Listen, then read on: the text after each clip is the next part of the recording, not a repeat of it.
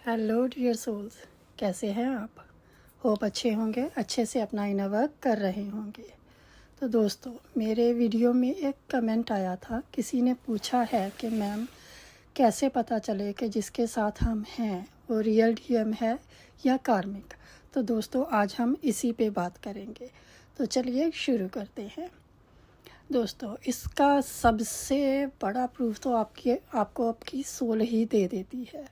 आपकी सोल आपको ज़रूर से बताती है कि आप किसके साथ हैं। आपकी सोल आपको इंडिकेट करती है। आप खुद को देखिए कि जब आप उसके बारे में सोचते हैं, बात करते हैं, तो आपको कैसा फील होता है। आपको एक शांति, एक सुकून महसूस होता है, या कहीं किसी जगह पे किसी तरह की कोई सेंसेशन या कोई डर या कुछ ऐसा आपको फील होता है जो ज़रा सा भी 1% भी अनकंफर्टेबल लगे। तो यही डिफरेंस है। आप जब अपने रियल डीएम के बारे में सोचेंगे, रियल पार्टनर के बारे में सोचेंगे, तो आपको एक सुकून फील होगा, एक शांति फील होगी। आपके चेहरे पे एक मुस्कुराहट आ जाएगी, चाहे उसने आपको कितना भी हर्ट किया हो। पर अगर आप कार्मिक के साथ डील कर रहे हैं तो कहीं कुछ ना कुछ छोटा सा इंडिकेशन आपको ज़रूर से मिलेगा।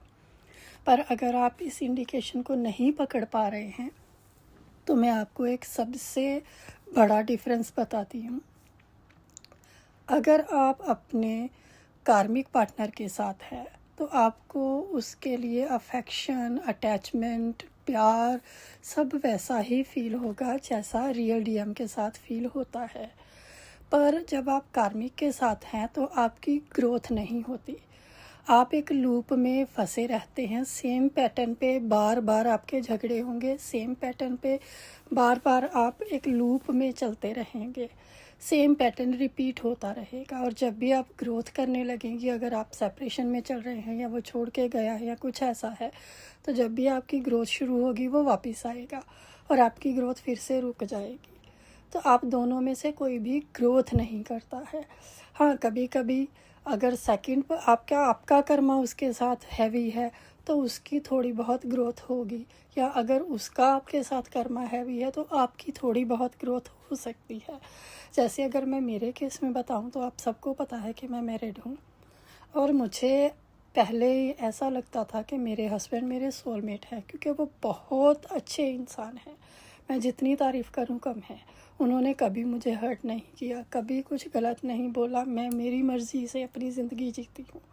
किसी तरह की कोई रिस्ट्रिक्शन नहीं है, कुछ भी ऐसा नहीं है कि मैं बोलूँ कि वो कार्मिक है।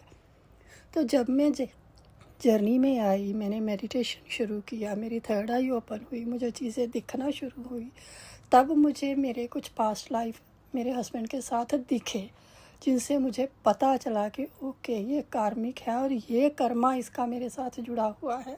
वो कर्मा उसका था, उसने कुछ गलत किया था और वो उसको रीपे कर रहा है।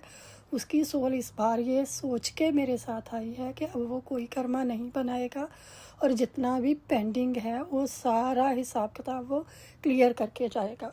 तो उसने हर बार मेरे साथ गलत किया था, तो इसलिए इस बार वो बस मुझे प्रोवाइड कर रहा है, मुझे केयर कर रहा है, मुझे प्रोटेक्ट कर रहा है। बस यही उसकी ड्यूटी है और वो अपनी ड्यूटी कर रहा है। तो इस हर बार जो मैंने पिछले लाइफ टाइम्स अपने देखे, हर बार वो मेरे डीएम को मरवा देता था। पर इस बार उसकी सोल ने मेरे डीएम को एक्सेप्ट किया है। इसीलिए तो मेरे डीएम को मेरे घर में आने की परमिशन थी। जैसे आपको मैंने बताया कि मेरा डीएम मेरे घर में जब चाहे आ जा सकता था, एक फैमिली मेम्बर की तरह था। सेपरेशन के बाद अलग है कि वो नहीं आता था, पर जब सब सही था तो वो जब चाहे मेरे घर में आ सकता था, उसे कोई रोक टोक नहीं थी। क्योंकि मेरा उसके साथ जो रिश्ता था उसमें कुछ बाउंड्रीज थी, और मेरे हस्बैंड को पता था कि मेरा उसके साथ जो रिश्ता है वो दोस्ती वाला ही है। चाहे मैं उससे कितना भी प्यार करती थी, पर जो बाउंड्रीज़ क्रिएट मैंने की थी वो ना तो कभी उसने तोड़ी थी, ना मैंने कभी उसको तोड़ने की परमिशन दी थी, और मेरे हस्बैंड जानते थे। तो मैं जब चाहे मेरे डीएम के साथ बाहर भी जा सकती थी, वो घर पे भी आ सकता था। तो ये सब इसीलिए था क्योंकि मेरे हस्बैंड की सोल इस बार चूज़ करके आई है कि वो सब कुछ क्लियर करके जाएगा। तो वो मेरे साथ बहुत अच्छा था। तो आपको ये भी एक तो आपको मेरी तरह ये भी एक भ्रम हो सकता है कि जिसके साथ आप हैं वो शायद सोलमेट है या कुछ भी, पर जब तक आप खुद पे वर्क नहीं करते, चीज़ें रिवील नहीं होती, तो आपको समझ में नहीं आती कुछ चीज़ें। पर फिर भी मैं साइंस आपको बता रही हूँ, आप मैच करके ज़रूर देखिए। ओके, पहला साइन तो ये है कि कार्मिक के साथ आपकी ग्रोथ रुक जाती है, आपकी ग्रोथ नहीं होती। मेरे हस्बैंड के साथ मेरी शादी हुई तो मेरी ग्रोथ रुक गई थी। मैं शादी से पहले बहुत ही पॉजिटिव थी, कॉन्फिडेंट, हर चीज़ में मैं ऐसी औरत थी, मैं ऐसी लड़की थी उस वक्त के मैं कहती थी कि दुनिया में ऐसा कोई काम नहीं है जो मैं नहीं कर सकती। अगर ऐसा होता तो भगवान इंसान को नहीं बनाते, अगर वो कुछ काम नहीं कर सकता तो भगवान वो काम धरती पे लाते ही नहीं। अगर कोई काम धरती पे है तो दैट मीन्स कि इंसान कर सकता है, तो अगर इंसान कर सकता है तो मैं भी कर सकती हूँ, मैं ऐसी थी। तो शादी के बाद चीज़ें धीरे धीरे बदलने लगी, मैं कॉन्फिडेंस लूज़ हो गया, मेरी पॉजिटिविटी बहुत ज़्यादा नेगेटिविटी में बदलना शुरू हो गई धीरे धीरे। हालांकि मेरे हस्बैंड मेरे साथ कभी कुछ गलत नहीं करते थे, सब कुछ ठीक था, पर फिर भी मेरे अंदर ही वो चीज़ें मुझे पीछे को खींचने लगी थी, मैं पीछे की तरफ जाने लगी। फिर धीरे धीरे ऐसा होने लगा कि मुझे लगने लगा कि मैं कुछ नहीं कर सकती, मुझ में वो कॉन्फिडेंस ही नहीं है, मैं ये भी नहीं कर सकती, वो भी नहीं कर सकती। छोटे छोटे काम करने के लिए मुझे हमेशा दूसरों की एडवाइस की ज़रूरत पड़ने लगी, जबकि मैं ऐसी नहीं थी।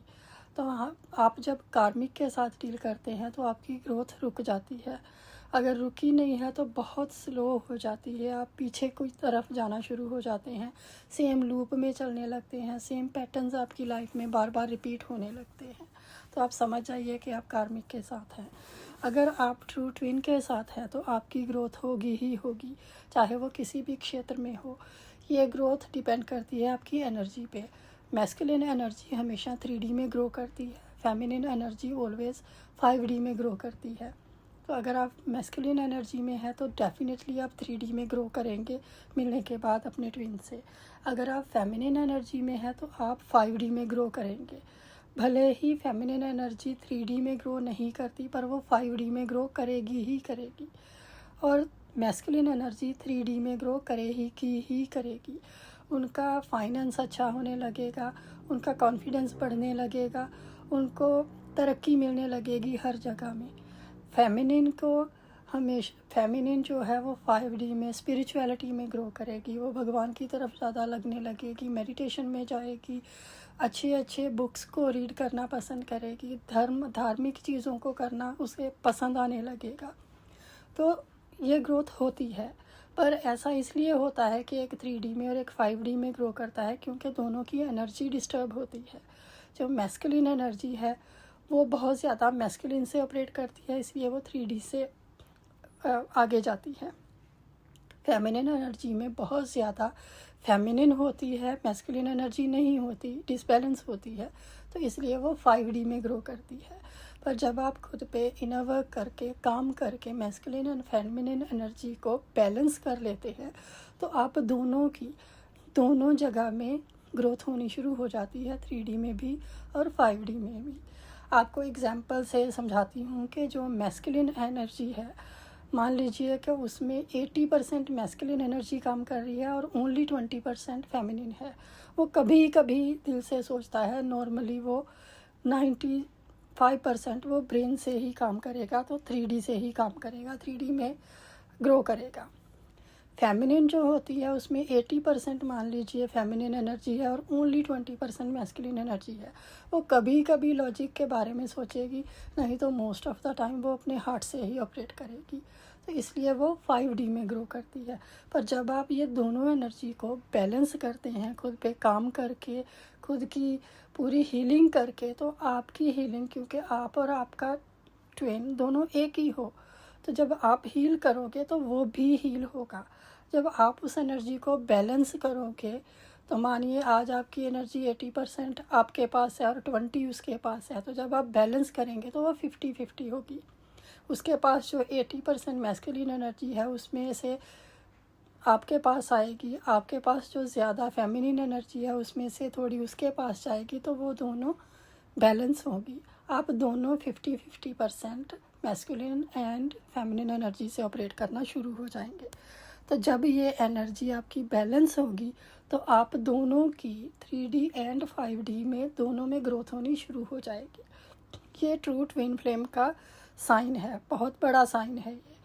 पर अगर आप ट्विन फ्लेम के ट्रू के साथ नहीं है, कार्मिक के साथ हैं, तो आपकी जो है ग्रोथ है वो नहीं होगी। आप कितनी भी कोशिश कर लो, कुछ ना कुछ ऐसा हो ही जाएगा कि आपका कदम 10 कदम आप आगे जाओगे तो 5 पीछे आ जाओगे। ये ऐसा चलता रहेगा, ना तो उसकी अच्छे से ग्रोथ होगी ना आपकी होगी, दोनों में किचकिच चलती रहेगी। पहले पहले तो बहुत ज़्यादा अट्रैक्शन होगी, बहुत ज़्यादा लव होगा, सब कुछ होगा, बिल्कुल ट्विन फ्लेम जर्नी की तरह।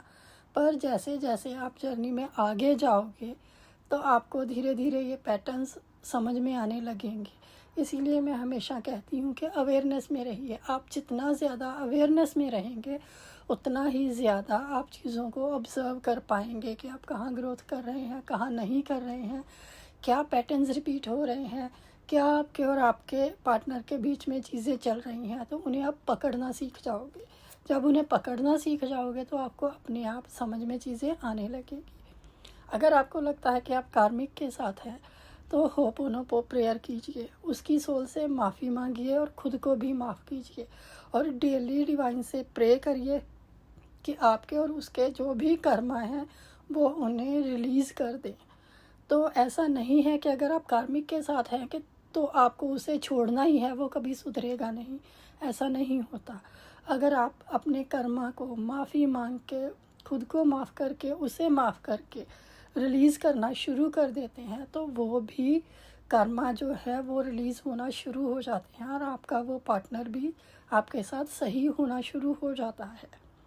तो ऐसा मत सोचिए कि आप कार्मिक के साथ है तो ये करना फिजूल है, वो करना फिजूल है। कहीं भी कुछ भी फिजूल नहीं है।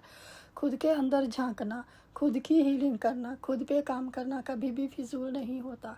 जब आप खुद को पूरी तरह बैलेंस कर लेंगे, खुद पे स्टैंड हो जाएंगे, तो या तो आपका कार्मिक सुधर जाएगा या आपको इतनी शक्ति मिल जाएगी कि आप उस रिलेशन से बाहर आ जाओ। ओके दोस्तों, ये सबसे बड़ी चीज़ है। आपको बहुत सारे वीडियो ऐसे मिलते हैं कि आपको ये साइन दिखे, वो नंबर दिखे, आपको बटरफ्लाइज दिखा, आपको वो दिखा, आपको ये दिखा। तो वो साइंस जो हैं वो इस चीज़ का प्रूफ नहीं है कि आप ट्विन फ्लेम जर्नी में हैं। वो साइंस इसलिए आपको एंजल्स दिखाते हैं कि बदलाव का टाइम है, खुद को बदलो, खुद पे काम करो। इसलिए वो नंबर्स हमें दिखते हैं, इसलिए हमें साइंस दिखते हैं। वो साइंस इसलिए नहीं होते कि वो हमें बताएं कि हम ट्विन फ्लेम जर्नी में हैं। वो साइंस हमें ये कहते हैं कि खुद को बदलो, खुद पे काम करो, खुद के अंदर के पैटर्न्स को देखो, कहाँ हीलिंग की ज़रूरत है उसे हील करो। तो आप वो सारे साइंस देखकर ये मत सोचिए कि आप ट्विन फ्लेम जर्नी में हैं। ये बहुत बड़ा मिथ है, इसे मत सोचिए। आपको जर्नी की एश्योरिटी सिर्फ आपकी सोल दे सकती है, कोई टैरो कार्ड नहीं दे सकते, कोई चीज़ आपको नहीं बता सकती कि आप जर्नी में है या नहीं है। आपको आपकी सोल ही बता सकती है या फिर भगवान बता सकते हैं। जैसे मैंने मेडिटेशन करती थी, मैं जब भी भगवान की तरफ आई, इस जर्नी में आई, तो उस वक्त मेरे साथ जो भी हो रहा था उसके आंसर्स मैं कहीं बाहर से ढूंढने नहीं जाती थी। मैंने कभी टैरो रीडिंग नहीं कराई, तो मैं हमेशा आंसर भगवान से मांगती थी। मेडिटेशन में बैठती थी, भगवान को बोलती थी कि ये ऐसा क्यों हो रहा है, वैसा क्यों हो रहा है। तो मुझे मेडिटेशन में ही आंसर मिलते थे। आपको भी मिलेंगे, पर आप फेथ रखिए। भगवान, अगर आप इस जर्नी में हैं तो भगवान स्वयं आपको बताएंगे, वो साइन भी देंगे, वो चीज़ें आपको खुद बताएंगे कि हाँ आप इस जर्नी में हो। मैंने जब जब डाउट किया तब मुझे भगवान ने खुद बताया कि नहीं, तुम जर्नी में हो, तुम्हारी यही जर्नी है और वो तुम्हारा स्पिरिचुअल पार्टनर है। तो मैं भरोसा कर पाती थी। मेरी एक आदत है कि मुझे जब तक खुद को चीज़ें दिखती नहीं हैं, समझ नहीं आती, मैं किसी के कहे पे भरोसा नहीं कर पाती। ये मेरी कमज़ोरी है। तो मैं हमेशा सारे आंसर भगवान से ही मांगती हूँ और उनसे मुझे आंसर मिलते हैं। आप भी उन्हीं से क्वेश्चन कीजिए, आपको आंसर मिलेंगे। अपनी सोल के साथ बैठिए, अपनी सोल से पूछिए, आपकी सोल ही आपको बता देगी। ओके दोस्तों, अपना ख्याल रखिए। मिलते हैं अगले वीडियो में। होप कि आप चीज़ों को समझ पाएंगे। अगर फिर भी आपको कोई कन्फ्यूजन है तो आप कमेंट बॉक्स में कमेंट छोड़ सकते हैं, मैं और ज़्यादा क्लैरिटी पे इस पे वीडियो बना दूँगी।